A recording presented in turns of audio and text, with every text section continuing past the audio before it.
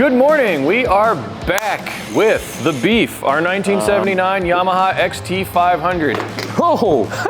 If you watched the last video, you will know that we have taken this bike from abandoned in some guy's garage to running again. We have no idea how long this bike was sitting, but in the last video we had to go through the engine to make it run again. I did some stupid things that required me to take the engine out, which I shouldn't have had to do, but the long and the short of it is, got a running motorcycle with literally every other system that needs to be addressed. You may notice that I have some help today. This is Anders Carlson. He's our new guy here at the shop in Knoxville. Anders is mean with a wrench and he has a long history in vintage motorcycles. Anders, welcome. Why don't you tell us a little bit about yourself and vintage bikes? Generally, you'll find me wrist deep in old vintage two-strokes, Cowie triples, Yamaha twins. This is my first attempt to fix a dirt bike. So let the madness begin. If you watched the last video, you know that this bike runs. You know that it has a 12-volt electrical system, which is an upgrade from the original 6-volt points ignition system. If you look down the spark plug hole, there is really distinct cross-hatching in there. The bore is clean and the piston doesn't have any carbon on it, which means if it's not a new piston, it has been cleaned up.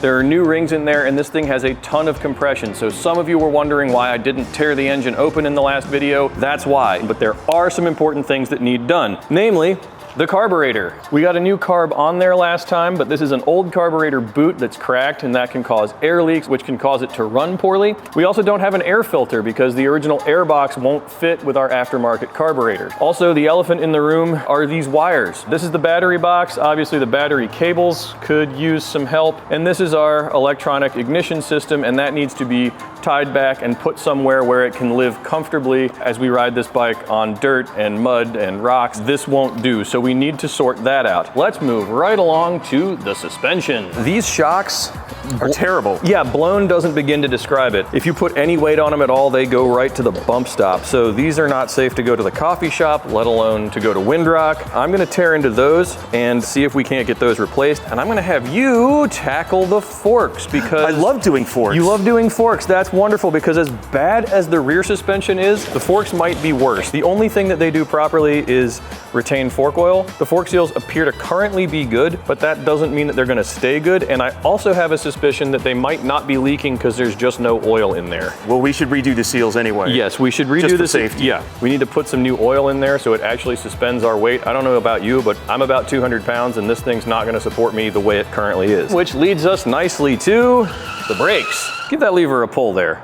See, the front brake seems to be okay. It's at least actuating. It stops the front tire. Sure. The rear brake, nothing happens. The way that pedal feels, I'm not even sure if there are brake shoes in the rear wheel. So this is gonna be— It's exciting. Yeah, this is gonna be a fun journey of discovery. And speaking of the rear end, this thing has an aftermarket swing arm and we're not sure what it's from. It's aluminum, the original one was steel. And there's a really important modification that someone didn't make. There's a little boss on the bottom of the brake drum here. What that does is provide a place for you to put a brake stop arm. Under normal riding conditions, if you just stood on the drum brake, this would rotate and actually not stop the bike and bend all this stuff up and break things. So you need something to stop that from happening. This swing arm doesn't have any provision for a rod to go from here to the rest of the swing arm, so I need to fabricate something to keep the rear brake drum from rotating when you're riding. What also is going to be interesting is we need tires. These feel like they're made out of plastic. We've got a solution in mind, but it hasn't arrived yet. You and I were talking about this fantastic aluminum gas tank. Which is fantastic. Why is that cool? That is really cool because over time, all the varnish and other stuff that gets into the tank is not going to corrode it in the same way that it would a steel tank. We're not gonna have to use all sorts of horrible cancer-causing gross garbage to clean out this tank. As I discovered in the last video, the petcock for this tank was ruined. You could not actually move the arm to feed fuel from the tank to the carb. So even though it's probably pretty clean in there, we still can't use it. But we've got a big old box of new parts that includes a petcock, so let's check that out now. See what we've got from our friends at Visionary Cycles. When we discovered we needed a bunch of new parts for the XT 500, I went on the internet, I did a little search, and I found a company in Germany called Keto.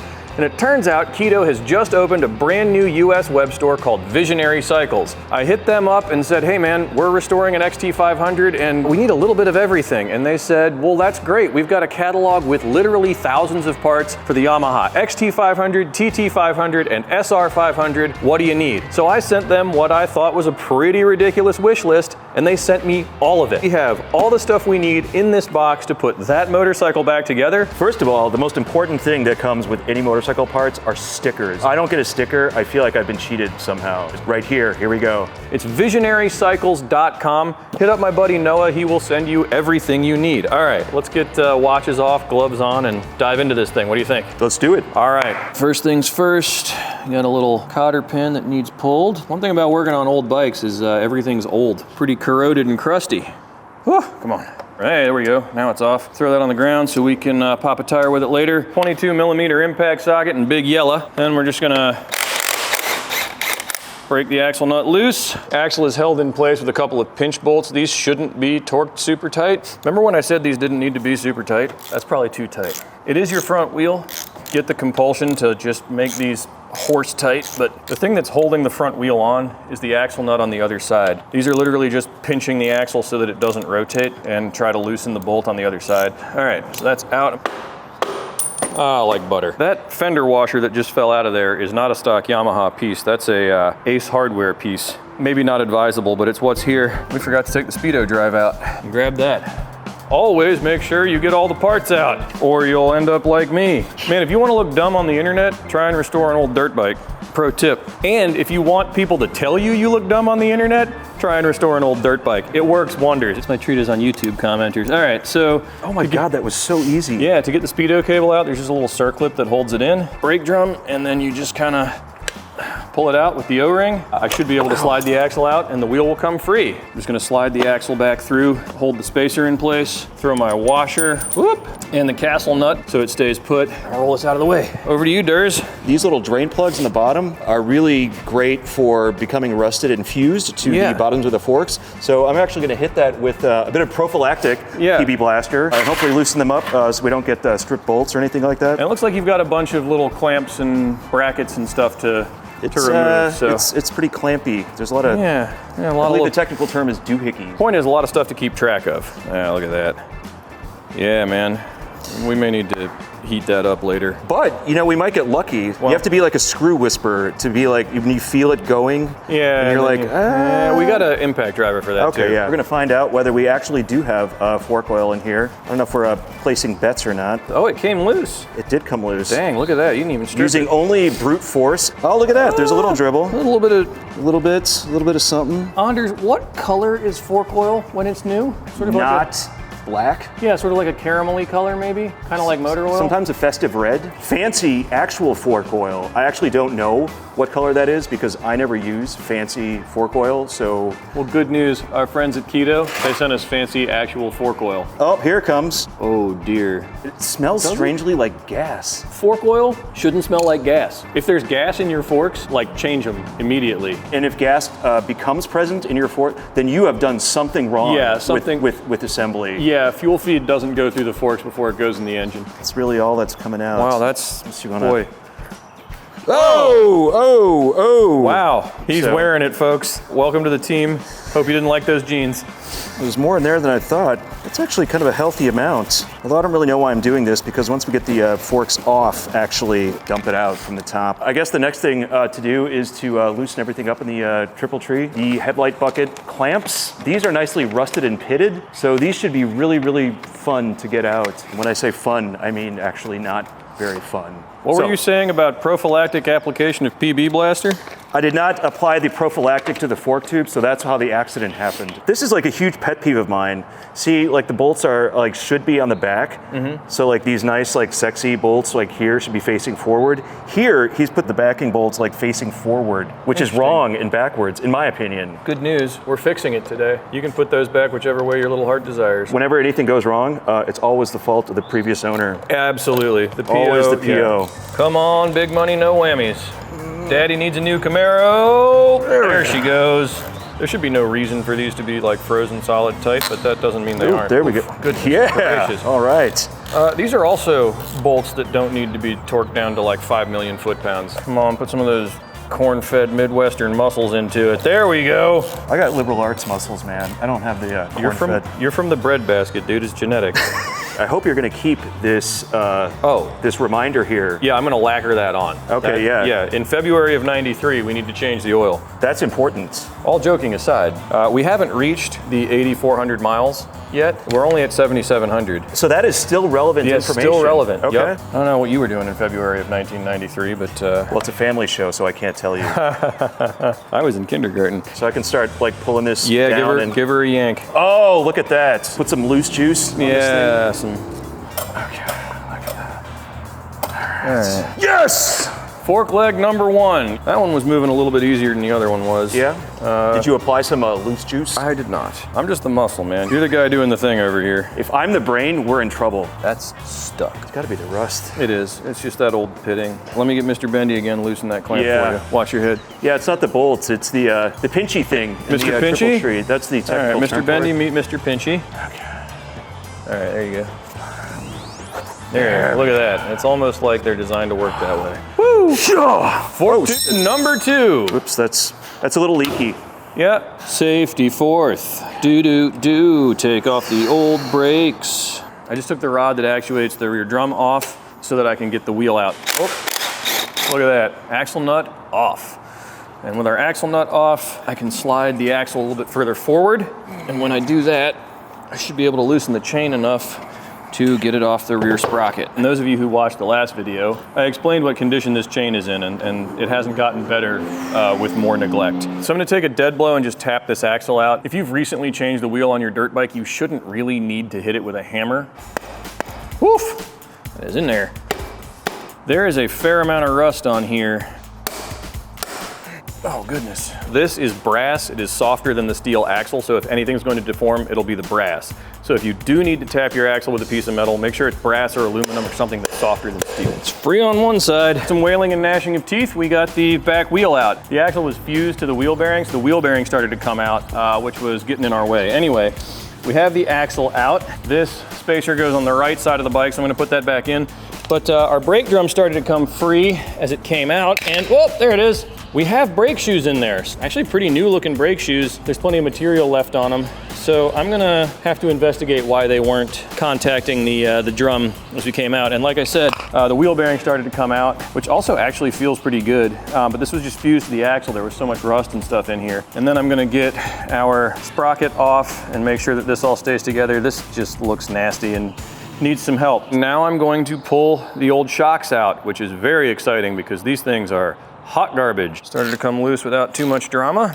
The lower one, oh yeah, also came loose without much drama. Bolt came out. Bolt looks like at some point in its life it was cross-threaded. Yeah, all these bolts just look like absolute hell. There's one shock off. You served well, but you have suspended your last. I won't throw these on the ground because when I threw the carburetor on the ground, some people got mad at me. Set it down so I don't hurt the original suspension pieces. This one also suspended its last a long time ago, but I'm gonna be respectful and give it a nice burial at sea on the shop floor. Let me show you what I was talking about with these bolts looking like heck. You can see that one, the threads are all rounded off. Like that's not how the end of a bolt should look, where it's just not flat. It really looks like someone took a grinder to these to make them the right length. The last one may actually have pieces of what it was threaded into embedded in it. What a totally amazing, excellent discovery, to quote Wayne's World. We're not gonna replace these. No, these are still good, we can use them. All right, if you come down here too, you can look at our swing arm. That bolt has been cross-threaded or over-tightened, one of the two. Neither option is good. We've also discovered that this swing arm isn't stock. We may have to find another solution. I have a feeling that this project just got a little bit more involved. So those of you who watched last time may remember that this swing arm nut was finger loose. I tightened it down just a hair when we went to kick the bike over so it wouldn't like waller the swing arm out or anything, but I should be able with just this simple 3/8" ratchet to get it off. Oh, somebody actually torqued this. Goodness gracious, someone got in here and got after it with the torque. I'll just undo it for him. All right, axle free. And okay. Ugh. Well, there were supposed to be bearings in there, but sure don't feel like there's bearings in there. That hole is completely stripped, and that's what our shock bolts to. So I think we're gonna have to get rid of this swing arm either way. I'm gonna save this chain roller, even though it's gross, because we don't have another one. Start looking at our auxiliary backup swing arm, see what the bearings in there look like, and try and get this thing reassembled. So I pulled the inner axle out of our new swing arm, and you can see there's roller bearings in there that look really bad. They might bear, but they don't roll.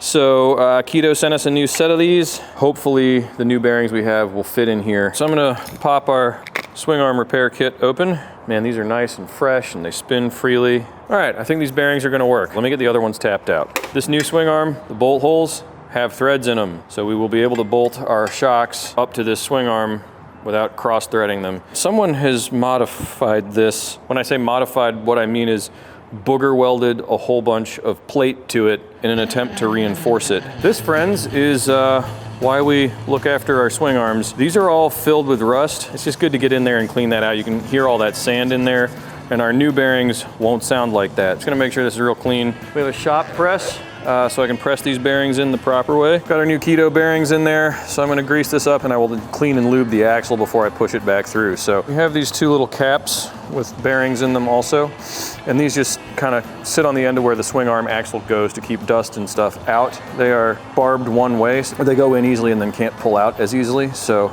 a little bit of grease, run that around in there good. Goes over the end like that.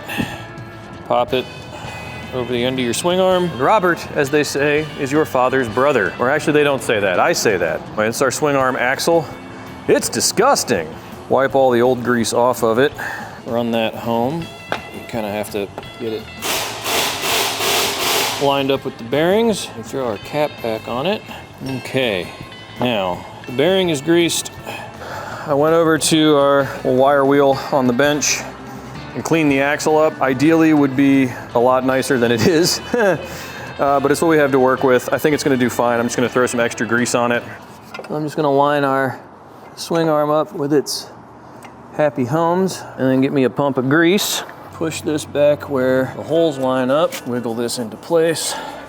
Why doesn't it wanna line up? Am I wiring it correctly? Is it bent? One side's not lining up with the other. The axle is in, but part of our swing arm is interfering with our brake rod right here.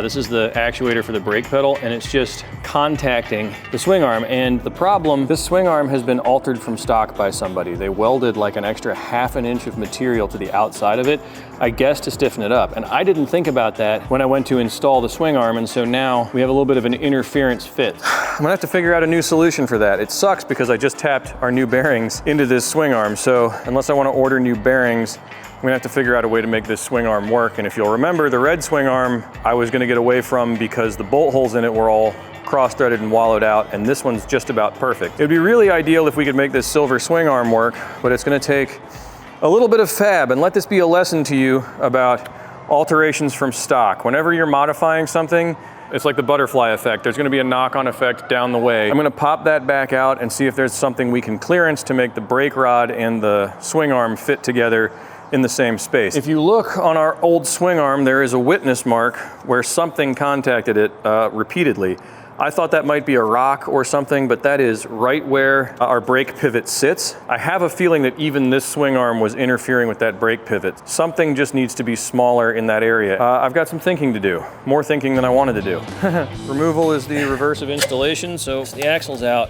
You can see the witness marks already from where that's been hitting. So since this is not part of the swing arm, I may be able to just take a little bit of a grinder and make some clearance there. While Aaron is figuring out everything that is befuddling him with the swing arm, I have been working on these forks here. We have our official vise here and a safety cardboard from our lovely German friends at Keto. I have drained these and I've carefully put back the drain plug on the bottom there. We have taken out the springs, spacers right here.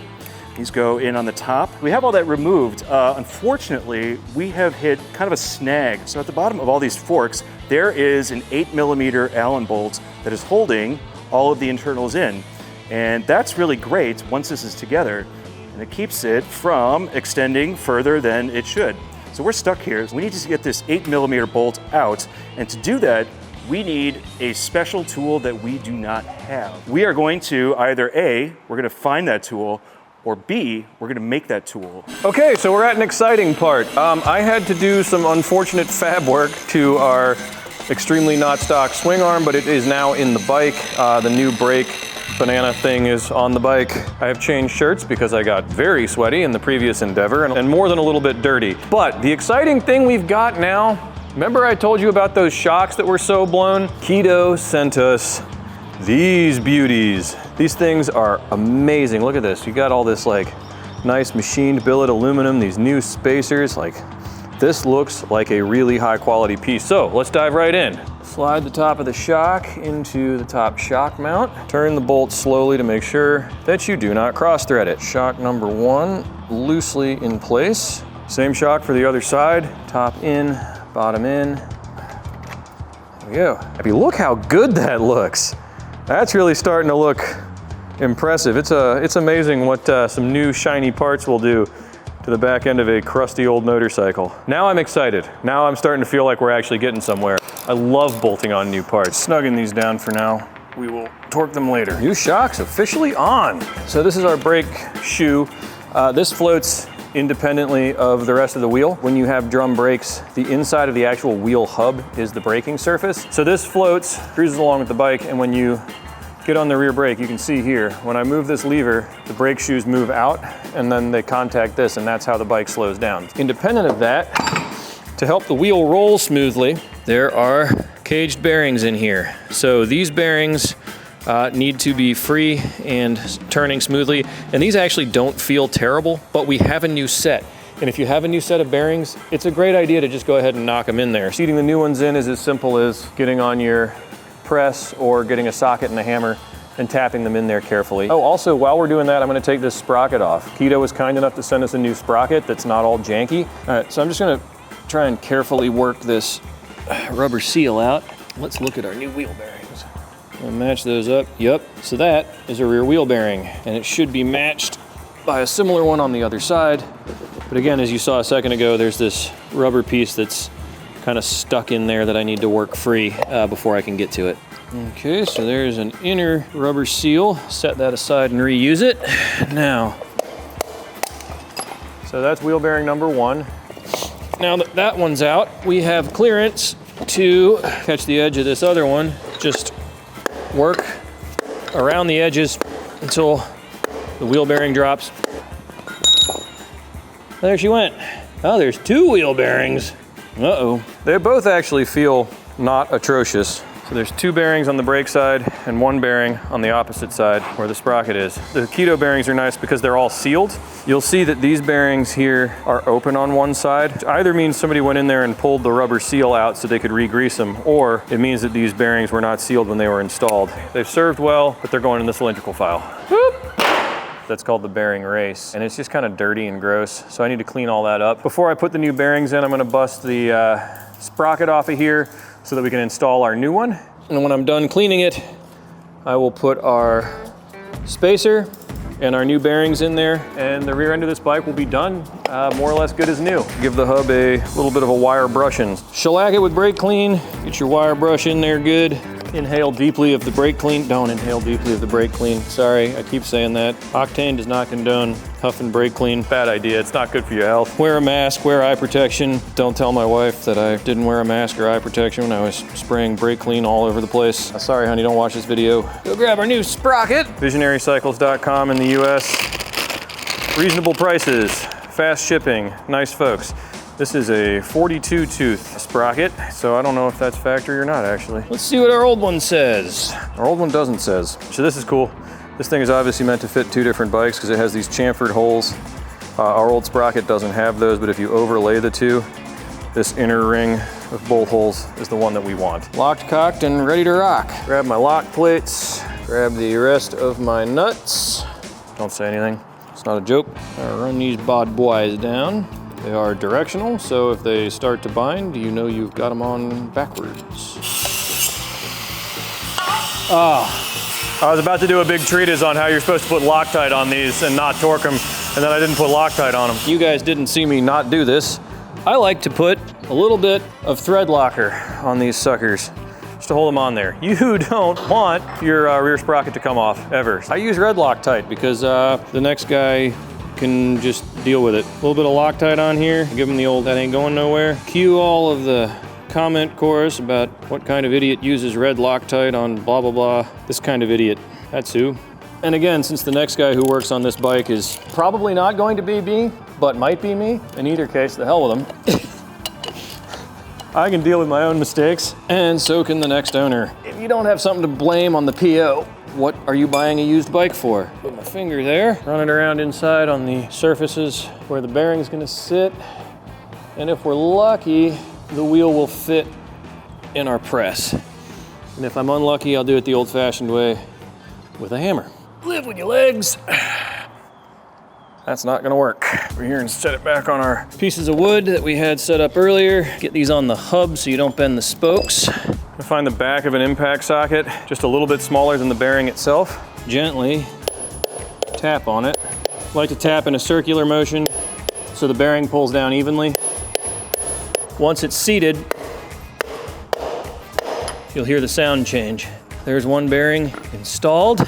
Grab our next one and grab a little bit of grease for the outside of this bearing. Get our socket and our dead blow. So that is now seated. Drive our bearing home. Put our rubber seal back on top of our bearing. So that is one side of the rear wheel bearings done. Now the brakes, as I described earlier, pretty simple. A pivot on one side and then just a tang on the other that spreads the shoes apart. And I think it should technically be spreading both, and this one's not. So we're gonna pull these two springs out. Bremsbacken hinten. I think that means rear brake shoes. These are genuine Yamaha parts, man, which is really cool. And they come with new springs. All right, brake shoes are off. Spritz a little on there. Clean all the mounting surfaces nicely. It's pretty easy to figure out which goes where, because you have one side that's round for the pivot side and one side that's flat for the actuator side. Old school brakes literally have two shoes, two springs, and actuator rod. They could not be more simple if they wanted to be. All right, I am preparing to reinstall the rear wheel. You just slide your chain tensioners back on. One goes one side, one goes the other side. Pull the spacer up, I grease the axle, and, oh, spacer fell out. Work the axle through. Okay, that's through the chain tensioner. With any luck, tap the axle home. Something tells me this axle's slightly longer. Yeah, we've got a lot of space to take up here. What is happening? Is this just like a completely different swing arm? That axle came with this swing arm, so I may have identified a constraint here. Going. Yeah, it's a different swing arm, so it has a longer axle. Probably means I don't have enough spacers. And because everything just fell off of here, kinda gotta redo it all. Boy, you can sure tell I've been working on this all day and I'm starting to get tired and frustrated. That's how working on old stuff goes sometimes.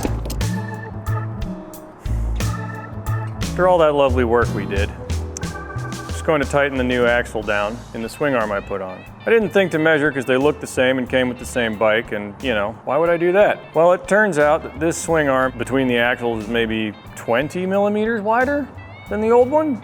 So we just basically don't have enough spacers. Not to cast any aspersions on the previous owner of this bike, but this smacks of someone who decided they needed to solve a problem that maybe didn't exist. So anyway, the swing arm is just not really gonna work for our purposes. I'm gonna have a think overnight and come back tomorrow, maybe refreshed. Hey, so you're probably wondering where I've been. We actually managed to separate the stanchions from the lower fork parts, and it was not easy because we did not have the right tool, so we had to make the right tool. So here is basically the tool we needed.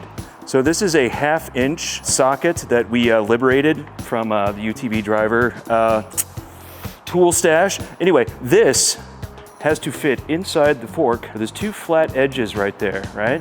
So it's not actually a bolt that you could actually, you know, put an actual socket into, like, you know, that would be easy. Instead, we had to make this tool so that it fits on top there so that we could actually grab onto this thing, stick it in here, and undo this particular 8mm Allen bolt. And now we are removing these old, crusty, nasty seals. We have new seals, so we should absolutely put those in because we don't want to do this job again anytime soon. Well, good morning. We've called in the artillery today because as things have been going with this project, things yesterday got a little freaky. I have decided to clean up the shock bolt threads on the old swing arm and go back to that. Meanwhile, while I'm doing that, my buddy Anders is still working on the forks from yesterday. He can now get the damper rod out of the forks and replace the seals. So when he's done, we'll reconvene and figure out who's gonna do what on the next steps. Okay, so I just came back from our local fastener store, and yes, Knoxville has a local fastener store, not a Fastenal or anything like that. It's just a bunch of good old boys who sell bolts and taps and dies and all that stuff. I love this town. Went out and bought an M10 by 1.25 tap, running it through these threads to unbooger them. Why didn't I do this yesterday? Well, that's a great question, and if I had an answer, I probably wouldn't be doing this. Getting at old seals in this here fork tube. They are seemingly welded in place. So we are using a combination of applying brute force via a simple flathead screwdriver. Not really supposed to do this, but this is what we're doing. Out came the circlip, out came the thing that goes on top of the seal. We got our other one out yesterday. This looks just terrible. We actually had to tap it out using an awl. Anyway, here's number 2, and by hook or by crook, it's gonna come out. See how easily this spins now? Got a little bit of grease in the tap in there. Just tap these holes out, and now our shock bolts can go home and not be cross-threaded. And now that that's done, I can do the super fun part, which is undoing all of the rear wheel attaching that I did yesterday, and all of the suspension attaching that I did yesterday, and all of the swing arm attaching that I did yesterday, and put the new one back in there. Boy, are we learning things. I hope you're learning things. Put it on the nut. Useless swing arm out. If you were the previous owner of this bike, I can tell you were trying something in earnest and trying to do a good job, but, well, you missed. Don't put the swing arm in upside down.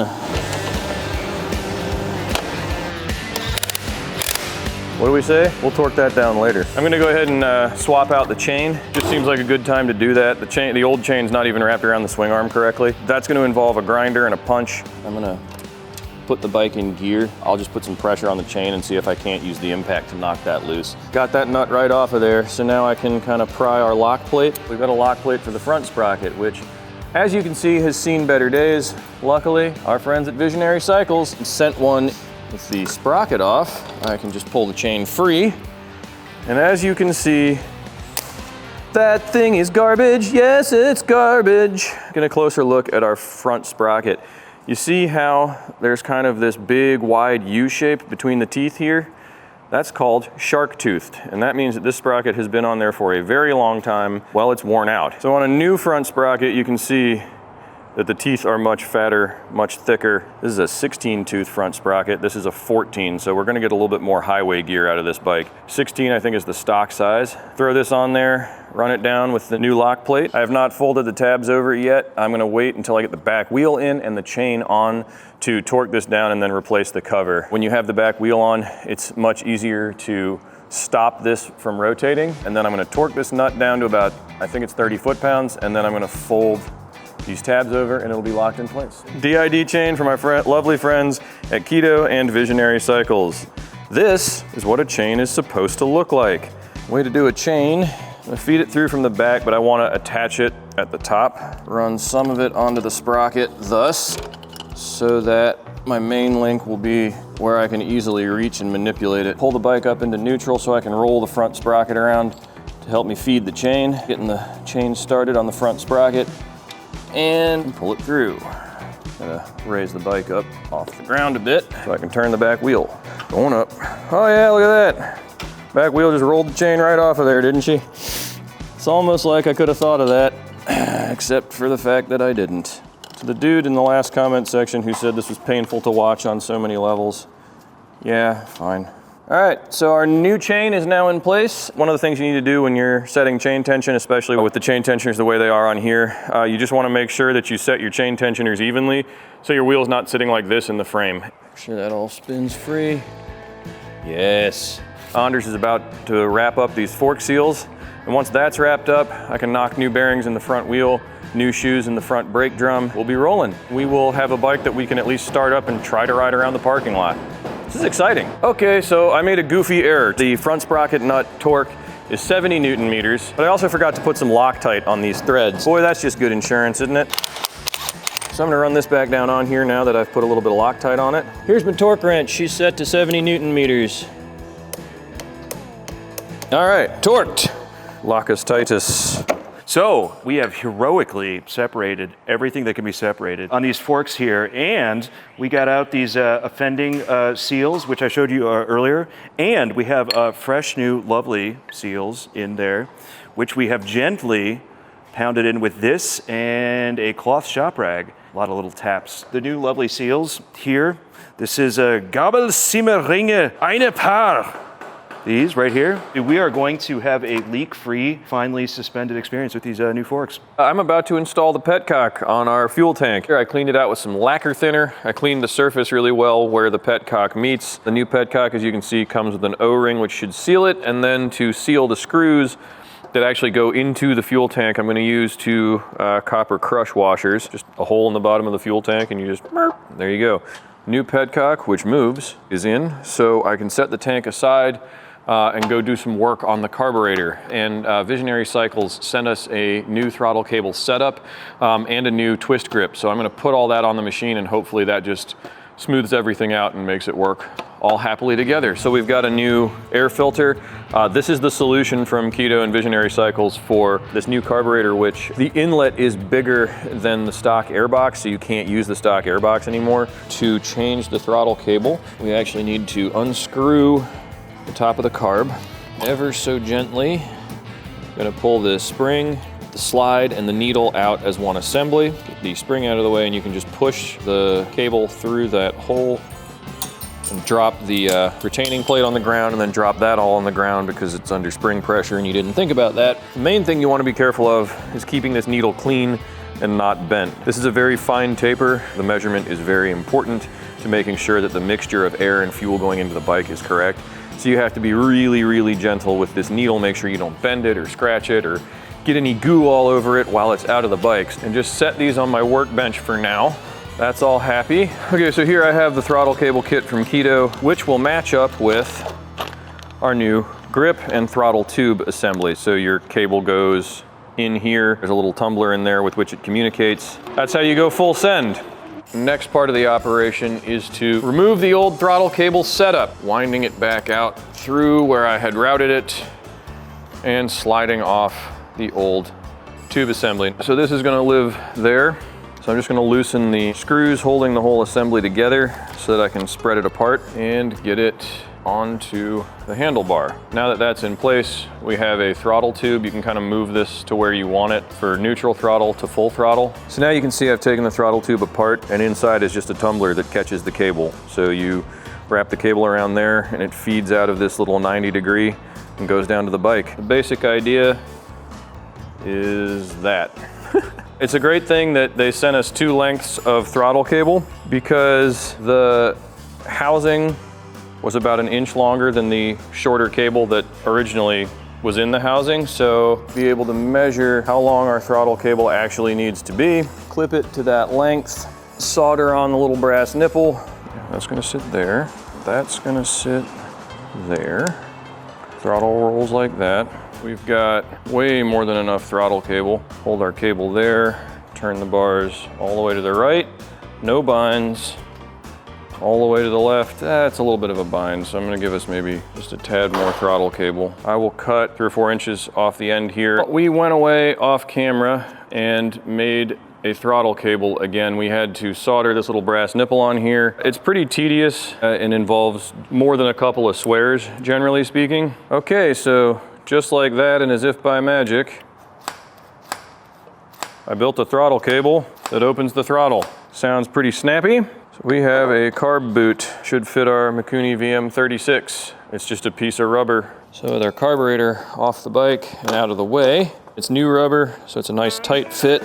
Actually have these fork tubes back together. We have artistically left some of the patina on, but we've cleaned off a lot of the stuff, a lot of the surface rust up there, and that is so that they will hopefully slide on easier than they came off. This is kind of a watch out. One of the studs came out. The previous owner, in their infinite wisdom, decided to use a nylon washer or something else that has welded itself to the other stud. We'll try to fix that. These are ready to go. These need fork oil, and then we'll do a little pushy sort of thing here to make sure it goes into all of the nooks and crannies. Our carburetor is now fully installed. We've got a new carb boot, and we've got this air filter. We're gonna get another grip on this bar. I am going to put new brake shoes and new wheel bearings in the front wheel like I did with the back wheel yesterday. There's not really a lot of tension on these, so it's fairly easy to take off the top cap. And we'll wait to tension that until we get it on the bike. Once it's in the triple trees and on the clamps, it's actually going to, then we'll torque it down. We're gonna take a little spacer there, little cap. So while we have all of this down here like so, we are going to take Moto fork oil from our fine sponsors at Keto. Consensus is that it's about 8 fluid ounces. We're gonna just use that as a baseline. We can adjust it later if we feel that we need more or less damping. Give ourselves about 8 fluid ounces. And we're going to take our little funnel. So put all of this in here. So as we discovered in our previous attempt, the hilarious attempt, there is quite a bit of fork oil in here. And as it stands right now, you do want to sort of get the oil moving around in the various passageways, go up and down, but this is very filled with fork oil. So really the best thing to do, start reassembly here. Look at that. Just make sure it's kind of on there. So now, we can just sort of gently kind of compress it. You can actually hear all the oil going around, swishing around in the various passageways and through the valve stuff in the bottom. This bike did have some very crusty gaiters with some period patina and dirt and mud on them, and they're perfectly fine and they're very usable. However, we were sent some lovely dust boots from our friends at Keto. So we're gonna actually put these on instead. And even though some people like gaiters, they do kind of look the bit of, vintage motorcycling, etc. We're gonna go with the dust boots for now. If we feel like changing, we can always do that later. But for now, it's all about being simple. Ta-da! Okay, ladies and gentlemen and Anders, we are ready to put this wheel back in the bike. Man, this feels good. I'm gonna go grab a little bit of grease for this axle, and then we can slam it home. Okay, we're in on my side. Yeah. Oh, keep going. Beautiful. Let me go get a soft hammer. This will work. Kick that. There you go. Washer and axle nut. That's good enough for who it's for. We'll torque that later. This is actually a great time that we should actually also torque the bolts on top of the fork tubes as well, which is now a lot easier because we've actually attached it to the triple trees, everything is clamped down, it's not going anywhere, so that'll be a lot easier now than holding it while your hands are greasy. So as a little known fact, I actually can measure torque with my arm and just by feel. So I just torqued these to 22 foot-pounds. We have torqued down the tops of the forks. It's almost like the top of the Sundae, the little cherry. I think all we really need now, besides the tank, seat, cleaning, gas. Cleaning? We don't need cleaning.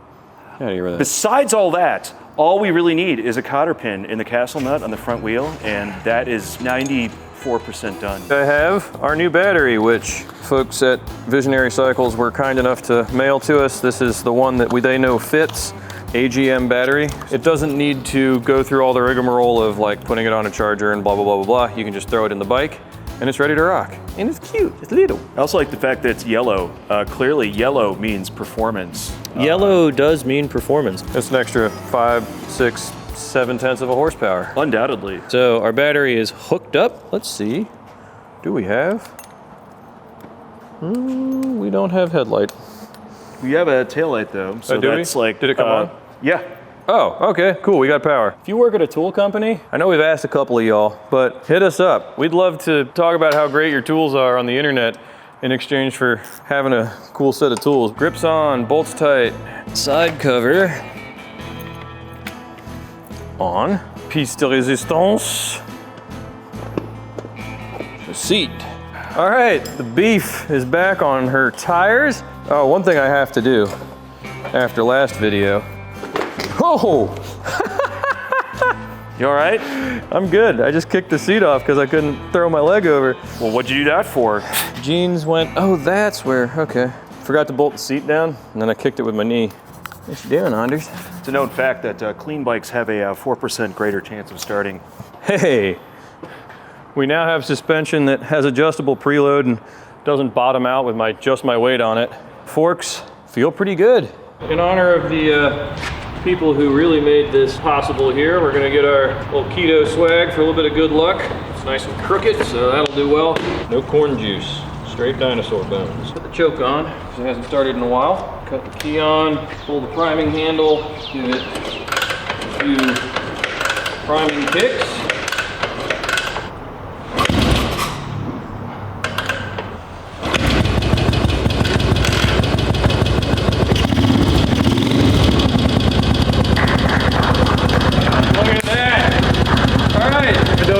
Riding in just a t-shirt and motocross gloves, but since I'm only going around the parking lot, that'll do for now. Yeah,